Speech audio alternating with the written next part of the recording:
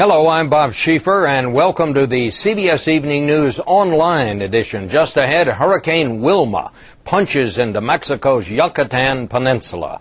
We'll have those details and a forecast. Also, indicted Congressman Tom DeLay has his first day in court. We'll tell you how it went, and separating fact from fiction on bird flu.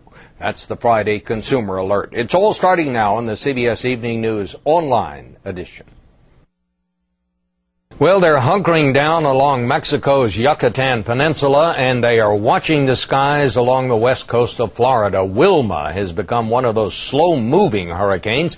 They don't expect it to hit Florida now until sometime Monday, but it is a big one, 400 miles across and powerful, a Category 4. And when it landed in Mexico today, people on the ground said it sent roofs flying, uprooted trees, and snapped power lines. We go first tonight to Jim Acosta. Wilma ripped into Mexico's Yucatan Peninsula with 145-mile-per-hour winds, forcing more than 20,000 tourists to forget their vacation plans and hunker down for the storm. Some even had to make a mad dash from their hotels to shelters in the middle of the night. CBS News producer Ben Ferguson was among them. The Mexican military came and evacuated us to a middle school where we have about 150 people from the hotel who are sleeping on the ground here. The wind is really starting to pick up.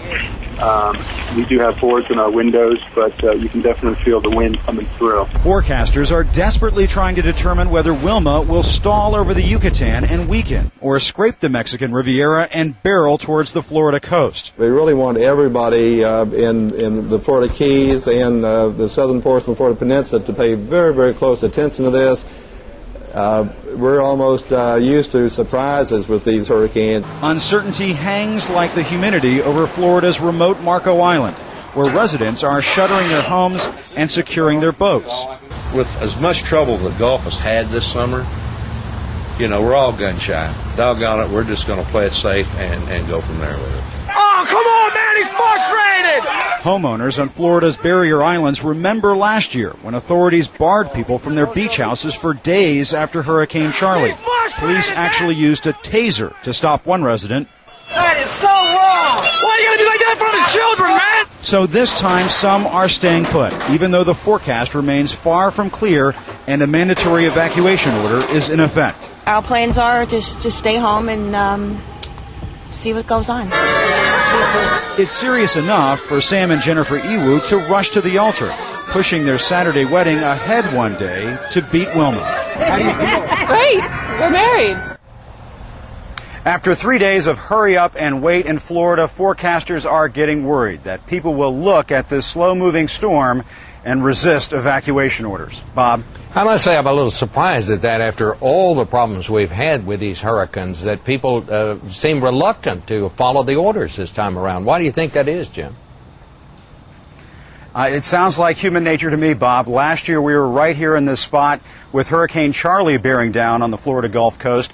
It was a Category 2 headed to Tampa. It made a surprise right turn, became a Category 4, and hit southwest Florida. You just can't predict where these things are going to go all of the time, Bob. Okay, well, thank you very much, Jim. For the latest on where Wilma is likely to go next, we're going to turn again to our hurricane expert, Brian Norcross of CBS Miami station WFOR. Brian, this one has really been hard to predict. Are you getting any better handle on it now? We're feeling better about it today, Bob, in terms of whether the hurricane is going to get to Florida or not.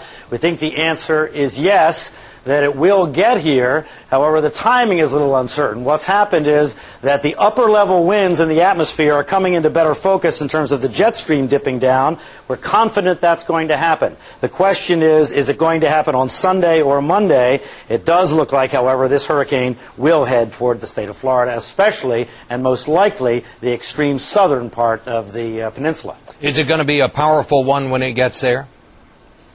We think it will likely be weakening as it comes ashore. Category 2 at the strongest, maybe Category 1, but the western coast and the Keys are very vulnerable, even to a Category 1 hurricane, among the most vulnerable in the U.S. So we still think that we'll have lots of problems here, no matter what happens, that we can foresee. Okay. Thank you very much, Brian.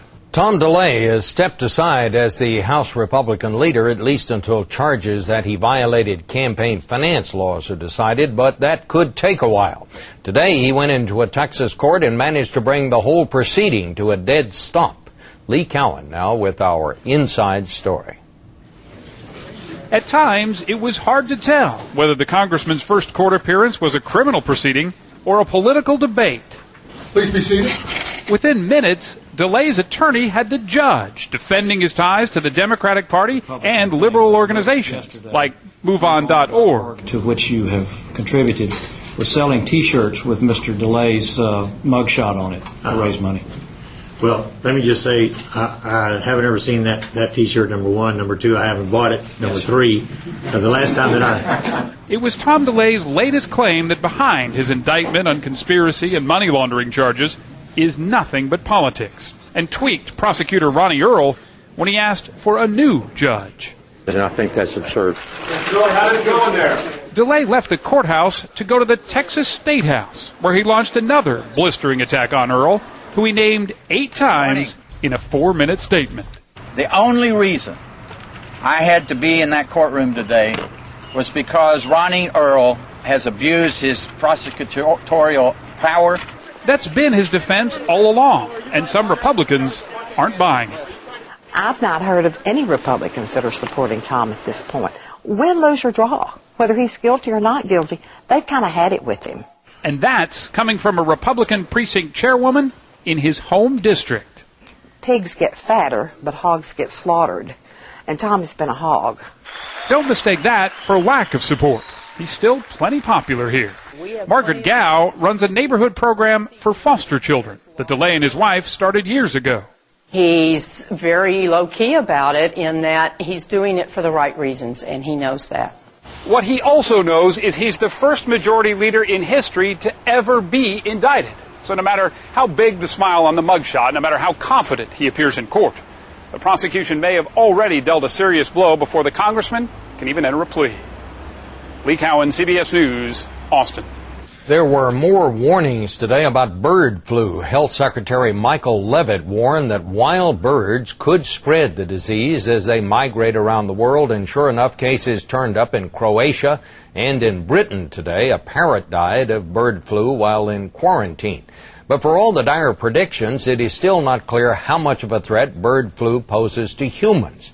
So far, the biggest danger is that they may get caught in some bird flu cure scam. Here's Elizabeth Caledon with our Friday Consumer Alert. Louisa Conlon returned from a trip to Paris last week feeling sick. I had a fever and cough, and I got nervous. Like many Americans, fear of bird flu had gotten the better of her. The nasty virus plaguing birds in Asia and now in Europe is probably spreading fastest in our imaginations. I think some of it's paranoia, but there's certainly some fact.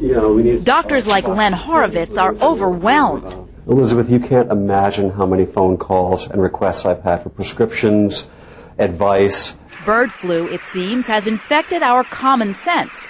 And for some business people, that means dollars and cents.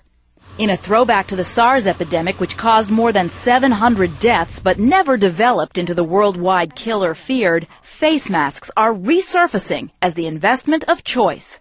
This website is even hawking a mask that claims to kill the bird flu virus. We have seen a dramatic increase in sales and interest in the mask worldwide. Sales of the antiviral drug Tamiflu are also through the roof. But before you spend all your hard-earned money on masks, medicine, and a bunker somewhere in the hills, take a dose of reality. Who should be really worried? Chicken farmers in Asia. Anyone who works or lives near large populations of fowl.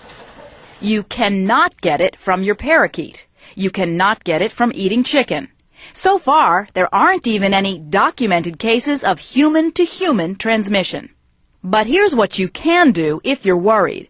A prescription of Tamiflu won't hurt. But don't buy it online where prices are being jacked up. And if and when bird flu arrives here, if you feel comfortable wearing a face mask, that's fine too. What, if anything, can a face mask do? It's a barrier precaution. And finally, keep washing those hands. That still works, even against the deadliest of germs. Oh, and by the way, Louisa just had a cold. Yes, I was very relieved. Elizabeth Caledon, CBS News, New York. More stories are just a click away, but don't forget to join me on television for the on-air edition of the CBS Evening News. On Monday's broadcast, there's a war on, but this one is on America's borders. In this conflict, there is drug trafficking, smuggling, and more than a little violence. Why it's happening and what's being done about it in a week-long Eye on America series, Border Wars. For CBSNews.com, I'm Bob Schieffer.